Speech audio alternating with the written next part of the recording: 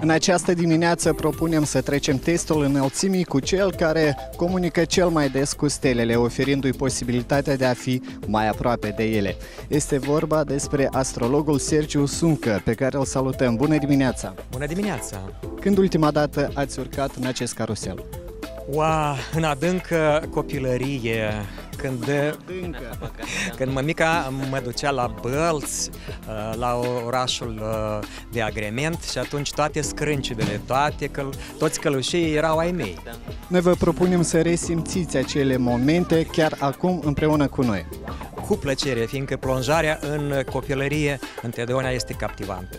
Să mergem!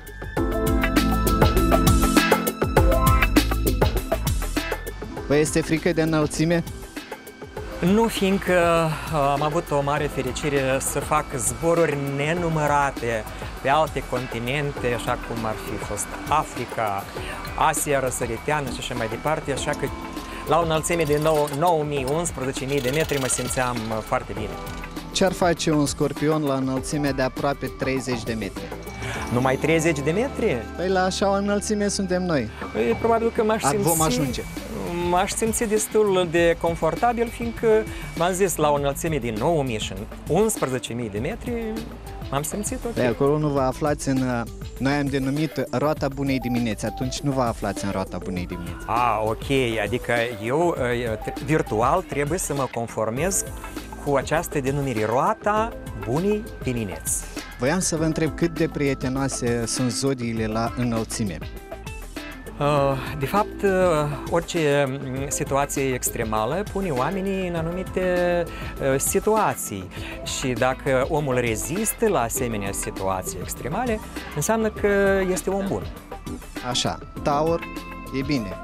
Taur cam nu prea, fiindcă e zodie de pământ și el la pământ se trage. Berbecul? Berbecul, da, mașinăriile, extremul, asta e al lui. Gemini? În stihia aerului, care e problema? Uite, frumos, aer, mai mult aer decât de obicei. Eu sunt din Gemini, dar cam este frică la așa o înălțime. Da, lângă un scorpion cu ascendent în balanță, nicio problemă. Bine, și racul dacă este de apă? Racul este de apă, dar aici avem și vapori, nu aceeași apă o avem. Așa, leul? Leul, la fel, se simte foarte bine. El de aici, de pe acest tron magic, da, se simte ca un rege adevărat. Dânsul este întotdeauna la o înălțime, da?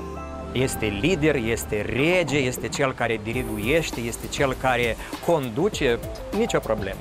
Ne apropiem de cel mai înalt punct. Ce emoții vă copleșesc acum? Iată, de aici, într-adevăr, în fața mea apare o panoramă extraordinar de frumoasă și cei care încă nu au încercat asemenea sentimente, elementar îi invit să facă acest lucru. Ce vreți să faceți acum? Să strigați, să săriți poate în jos sau poate să închideți ochii? Nu, aș vrea să fiu așa ca o antenă telescopică și să învârt capul, uite așa, și să prind această panoramă extraordinar de frumoasă. Un mesaj de aici, de la înălțime, pentru telespectatorii noștri în această dimineață. Oameni buni, simțiți-vă în fiecare dimineață, în roata bunei dimineți. Simțiți-vă așa cum mă simt eu, cum se simte Alex și cum se simte cameramanul nostru Ion, fiindcă avem o legeritate extraordinară, un elan extraordinar, o sete de viață anume de la această înălțime. Cum vi se pare orașelul nostru? Frumos, verde. Noi voiam să vă întrebăm cât de prietenoase sunt zodiile, cum ele se simt la înălțime. La înălțime cred eu că fiecare se simte așa cum se simte, dar dacă vorbim în aspectul zilei de prietenie pe care am marcat-o în 30 iulie, aș vrea să spun că cel mai de preț cadou al fiecăruia din noi este prietenia. S-au găsit foarte multe epitete pentru aceste relații, adică nu e cazul să ai 100 de lei sau 100 de hrivne sau 100 de dolari, dar mai bine ai 100 de prieteni. Prietenul la nevoie se cunoaște. Cineva spunea că prietenul meu este cel de-al treilea umăr al meu și dacă eu nu pot purta o încărcătură pe 2 umeri, eu îi mai pun partea mea pe cel de-al treilea umăr.